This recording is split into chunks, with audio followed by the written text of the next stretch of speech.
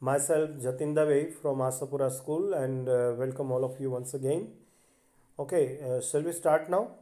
आज हम डिस्कस करने जा रहे हैं chapter number 3 atoms and molecules के अंदर writing chemical formula. Chemical formula को किस तरह से राइट किया जाता है। The chemical formula of the compound is the symbolically representation of its composition. तो केमिकल फॉर्मूला है ये कंपाउंड का सिम्बोलिकली रिप्रेजेंटेशन है उसके कंपोजिशन को दिखाने के लिए। The chemical formula of the different compound can be written easily. और ये जो केमिकल फॉर्मूलाज होती हैं डिफरेंट कंपाउंड की, इससे बहुत ही इजीली राइट किया जा सकता है। For this exercise we need to learn the symbols and the combining capacity of the element. इसके लिए हमें दो बातें जानना जरूरी होगा। पहली बात सिम्बॉल्स ऑफ द एलिमेंट, और दूसरा हमें पता चलना होना चाहिए combining capacity of the element. कोई भी एलिमेंट है उसकी कंबाइनिंग कैपेसिटी क्या है, कितने एटम्स के साथ वो कंबाइन हो सकता है, और उस एलिमेंट का सिंबल क्या है। ये दोनों चीज़ों की हमें प्रारंभ में ज़रूरत पड़ेगी। कंबाइनिंग पावर यानी कि capacity of an element is known as its valency. तो यहाँ पर कंबाइनिंग कैपेसिटी की जो हम बात कर रहे थे, ये कंबाइनिंग कैपेसिटी को एलिमेंट की वैलेंसीज कहा जाता है। And valency can be use to find out how the atoms of an element will combine with the atoms of the another element। और ये वैलेंसी जानने से हमें ये पता चलता है कि कोई भी एटम है एलिमेंट का, एटम्स ऑफ द एलिमेंट है, ये कंबाइन होता है other atoms of the another element के साथ। तो किस तरह से ये फॉर्म होगा chemical compounds. The valency of the atom of an element can be thought as hands और आर्म्स ऑफ द एटम। तो दूसरी बात ये कि जो वैलेंसी ऑफ द एटम है एलिमेंट के लिए, इसे हम इस तरह से भी सोच सकते हैं एज अ हैंड और आर्म ऑफ द एटम्स। तो ये एटम्स हैं इसके, या तो हाथ या फिर आर्म्स हैं। Human beings have two arms and octopus has eight. जिस तरह ह्यूमन बींग्स है ना, तो हमारे दो हाथ हैं और ऑक्टोपस के पास 8 है, पूरे 8। If one octopus has to catch hold of a few people in such a manner that all the 8 arms of the octopus and both arms of all the humans are locked, how many humans do you think the octopus can hold? Represent the octopus with O and human with H। देखिए, मनुष्य के पास 2 हाथ हैं और octopus के पास 8 हैं। अगर हम इस तरह की कुछ सोचने की कोशिश करें कि एक ऑक्टोपस है, has to catch hold of the few people, वो कुछ लोगों को पकड़ लेना चाहता है। In such a manner all the 8 arms of the octopus and both the arms of all the human are locked. इस तरह से उसे पकड़ना है कि मनुष्य के दोनों हाथ को इसे लॉक करना है, और इस तरह से वो अपने एक एक हाथ का उपयोग करते हुए इंसानों को पकड़ता जाता है। तो आप बता सकते हैं कितने ह्यूमंस हैं उससे वो पकड़ सकता है। तो यहाँ पर हम रिप्रेजेंट के लिए ऑक्टोपस के लिए ओ और ह्यूमन के लिए एच सिंबल का यूज़ करते हैं। Can you right the formula for this combination? क्या इसकी फॉर्मूला बना सकते हैं? Do you get OH4? Do you get OH4?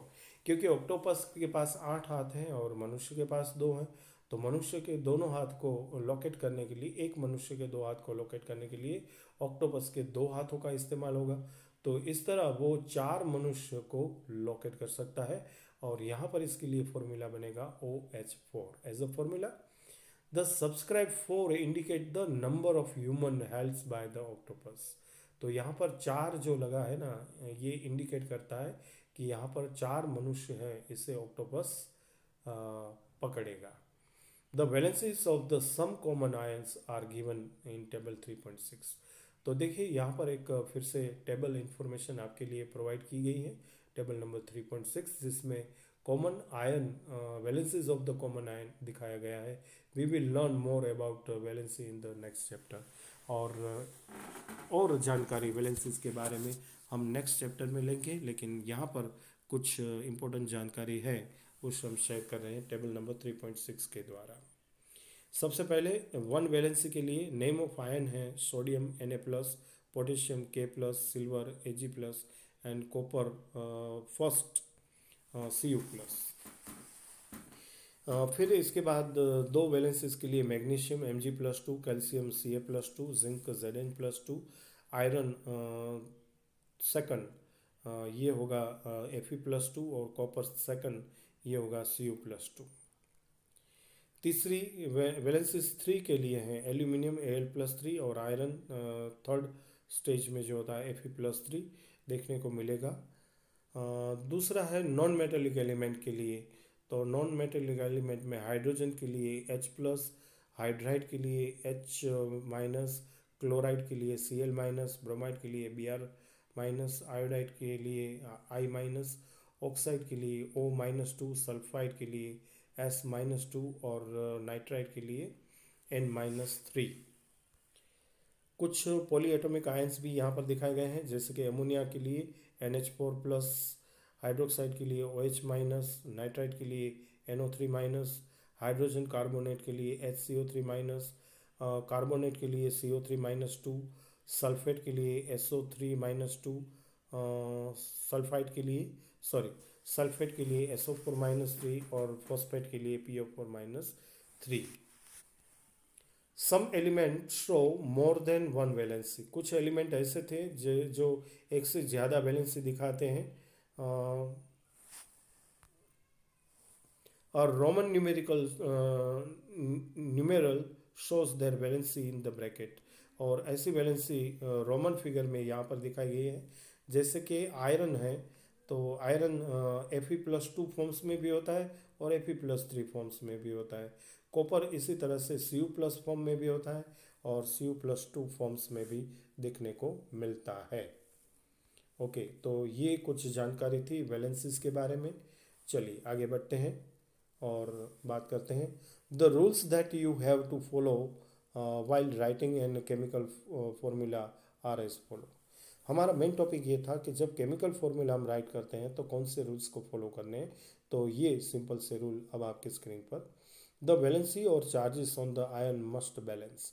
सबसे पहले आपको वैलेंसी या फिर चार्जेस ऑफ आयन है इसे बैलेंस करना होगा। When a compound consist of the metal and non metal, जब कंपाउंड फॉर्म हुआ है इसमें मेटल और नॉन मेटल दोनों शामिल हैं, तो नेम और symbols of the metals is written first. तो जब आप इसकी केमिकल फॉर्मूला लिख रहे हो तो सबसे पहले आपको मेटल के बारे में सिंबल यूज़ करना होगा, इसे रिटर्न करना होगा। फॉर एग्जांपल कैल्शियम ऑक्साइड, तो इसमें सबसे पहले कैल्शियम जो कि मेटल है इसके बारे में हम डिस्क्राइब करेंगे। इसके बाद ऑक्साइड के बारे में जो कि नॉन मेटल है हम डिस्क्राइब करेंगे। ठीक है, इसी तरह सोडियम क्लोराइड में NaCl, आयरन सल्फेट में FeS, कॉपर ऑक्साइड में CuO लिखा जाता है। Where oxygen, chloride, sulphur are non metals and are written on the right hand side. तो जो नॉन मेटेलिक है उस नॉन मेटेलिक को केमिकल फॉर्मूला से लिखते वक्त राइट हैंड साइड की तरफ दिखाया जाता है, और जो मेटेलिक एलिमेंट है उसे लेफ्ट साइड में राइट डाउन किया जाता है। जैसे कि कैल्शियम, सोडियम, आयरन, कॉपर ये सारे मेटल्स हैं, इसे लेफ्ट साइड पर राइट किया गया है। In compounds form with polyatomic ions, अगर जो कंपाउंड है वो पॉलीएटॉमिक आयन से फॉर्म हुआ है तो ion is enclose in the bracket. तो आयंस को हम इनक्लोजिंग करेंगे ब्रैकेट के अंदर before writing the number of indicates the ratio. इसका जो नंबर हम राइट करेंगे इंडिकेट द रेशियो, ये दिखाने से पहले, इस नंबर को दिखाने से पहले हम इसे ब्रैकेट के अंदर रखेंगे और फिर राइट करेंगे। In the case the number of polyatomic ion is 1, अगर जो ये सिंगल नंबर में है the bracket is not required, तो इसके लिए ब्रैकेट रिक्वायर नहीं है, जैसे कि NaOH के लिए। तो इसमें जो पॉलीएटॉमिक आयन है OH- एक ही है, तो इसके लिए हमें ब्रैकेट के यूज़ करने की ज़रूरत नहीं पड़ती। अब आपके स्क्रीन पर कुछ formula of the simple compounds हम लाए हैं, देखिए। The simplest compound which are made of 2 different elements are called the binary compounds. यहाँ पर हम देख सकते हैं कि दो डिफरेंट एलिमेंट्स ये फॉर्म हुए हैं, इससे बाइनरी कंपाउंड्स कहा जाता है। Valency of some ion are given in the table 3.6। अभी हम स्टडी करके आए हैं किस तरह से अलग अलग आयन्स की वैलेंसी है। You can use this to write the formula of compounds, और इसका हम इस्तेमाल करेंगे कंपाउंड फॉर्मूला राइट करने के लिए। While writing the chemical formula for the compounds, we write the constituent element and their valency is shown in the below. तो chemical formula write down करने से पहले हम इसके जो कॉन्स्टिट्यूएंट एलिमेंट्स हैं और इसकी वैलेंसी है इसे नीचे दिखाया गया है। इस तरह सबसे पहले राइट डाउन करेंगे and then we must cross over the valency of the combining atoms. देखिए एग्जांपल में सबसे पहले formula of the hydrogen chloride के लिए यहाँ पर सिम्बॉलिकली दो एलिमेंट्स यूज हुए और इसके सिंबल हैं H और Cl, और इसकी वैलेंसी है इसे क्रॉस राइट की गई है। हाइड्रोजन की है 1 और क्लोरीन की है valency 1। Formula of the compound would भी होगा HCl। दूसरा formula of the hydrogen sulphide के लिए यहाँ पर दो कॉन्स्टिट्यूएंट एलिमेंट जो यूज़ हुए हैं यह है हाइड्रोजन और सल्फर। सल्फर के लिए जो यहाँ पर हम यूज़ करेंगे वैलेंसीज दिखाई गई है, सल्फर के लिए 1 और हाइड्रोजन के लिए 2। तो इसके हिसाब से बैलेंसिंग होकर फॉर्मूला का H2S, मतलब कि हाइड्रोजन सल्फाइड। एक और फॉर्मूला आपके सामने कार्बन टेट्राहाइड्राइड के लिए, जिसमें यहाँ पर एलिमेंट सिंबल यूज़ हुआ है C कार्बन के लिए, Cl क्लोरीन के लिए, और जो वैलेंसीज होगी जैसा कि हम जानते हैं क्लोराइड की 1 है और कार्बन की हैं 4, तो 4 यहाँ पर जुड़ेगी क्लोरीन के साथ और कार्बन के साथ 1, और इससे जो फॉर्मूला बनेगा वो बनेगा CCl4, मतलब carbon tetrachloride. For magnesium chloride we write the symbol of the cation Mg+2 first, followed by the symbol of the anion Cl-, and then their charges are crisscross to get the formula। तो formula of the magnesium chloride होगा, यहाँ पर दो symbol use हुए हैं Mg and Cl, और charges हैं Mg के लिए +2 और क्लोराइड के लिए -1, ये एक दूसरे के क्रॉस होंगे और इसके हिसाब से यहाँ पर फॉर्मूला बनेगा MgCl2। Thus in a magnesium chloride there are 2 chloride ions, मतलब Cl- for each magnesium ion Mg+2। The positive and negative charges must be balance each other and the overall structure must be neutral। तो यहाँ पर positive charge और negative charge एक दूसरे को balance करेंगे इस तरह से कि ओवरऑल जो स्ट्रक्चर फॉर्म होगा ये न्यूट्रल बन जाएगा, तटस्थ बन जाएगा। Not that in the formula, तो हर एक फॉर्मूला में ये देखने को मिलेगा the charges on the ions are not indicate, लेकिन चार्जेस ऑफ द आयन है ये फॉर्मूला में नहीं दिखाए जाएंगे। कुछ और एग्जांपल यहाँ पर आपके स्क्रीन पर हैं। Formula of the ammonium oxide, aluminium oxide. Aluminium का सिंबल है Al, ऑक्सीजन का है O। एल्यूमिनियम की वैलेंसी थी +3 और ऑक्सीजन की -2। इन दोनों को बैलेंसिंग करते हुए एल्यूमिनियम ऑक्साइड का फॉर्मूला बनेगा Al2O3। एक और एग्जांपल है कैल्शियम ऑक्साइड को लेकर। यहाँ पर कैल्शियम का सिंबल है Ca, ऑक्सीजन का है O। कैल्शियम की वैलेंसी है +2, ऑक्सीजन की है -2। क्रिस क्रॉसिंग करते हुए यहाँ पर valency of the 2 element are the same, so you may arrive at the formula Ca2O2 but the simplify the formula is CaO। तो जैसे कि हम रूल्स के हिसाब से बात कर रहे थे यहाँ पर हमें Ca2O2 लिखना चाहिए, लेकिन सिंपली फॉर्मूला यहाँ पर दोनों की बैलेंसेस एक दूसरे को बैलेंस करती हैं और सेम नंबर से हैं, तो हम राइट करते हैं CaO मीन्स कैल्शियम ऑक्साइड। तो इस वीडियो में हमने डिफरेंट एग्जाम्पल भी देखे formula of the simple compounding के। कुछ और भी फॉर्मूलाज और एग्जांपल हैं आपके स्क्रीन पर। देखिए formula of the sodium nitrate, NaNO3 symbols हैं, दोनों के +1 और -1 रिस्पेक्टिवली वैलेंसीज हैं, तो फॉर्मूला होगा NaNO2। एक और एग्जांपल है कैल्शियम हाइड्रोक्साइड को लेकर, Ca और OH ये इसके सिंबल्स हैं, और यहाँ पर वैलेंसीज कैल्शियम के लिए हैं +2, हाइड्रोक्सी की है -1, और इन दोनों को मिलाते हुए फॉर्मूला होगा CaOH twice.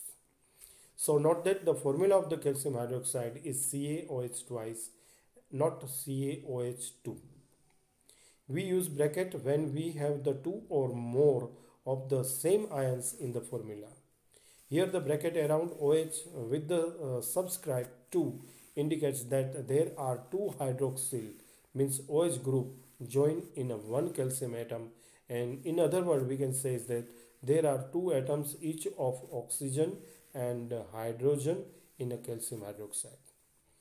Formula of the sodium carbonate, यहाँ पर सिंबल यूज़ हुए Na और CO2, चार्जेस हैं सोडियम के लिए +1 और CO3 के लिए -2, और फॉर्मूला बनेगा Na2CO3. In the above example brackets are not indeed if there is only one ion present. एक और एग्जाम्पल आपके लिए एमोनियम सल्फेट को लेकर, यहाँ पर फॉर्मूला लगा NH4 and SO4, charges respectively है NH4 के +1 और SO4 का -2. तो फॉर्मूला जो होगा कंपाउंड्स का ये होगा NH4 ब्रैकेट के अंदर twice SO4, NH4 twice SO4, ये केमिकल फॉर्मूला होगा. अब कुछ ऐसे ही प्रैक्टिस आपके लिए टेक्सचुअल एग्जाम्पल और टेक्सचुअल क्वेश्चन के साथ, जो कि आज का आपका होमवर्क रहेगा. नेक्स्ट पॉइंट के साथ हम कंटिन्यू करेंगे नेक्स्ट वीडियो में. आपका धन्यवाद करते हुए thank you very much. Bye bye.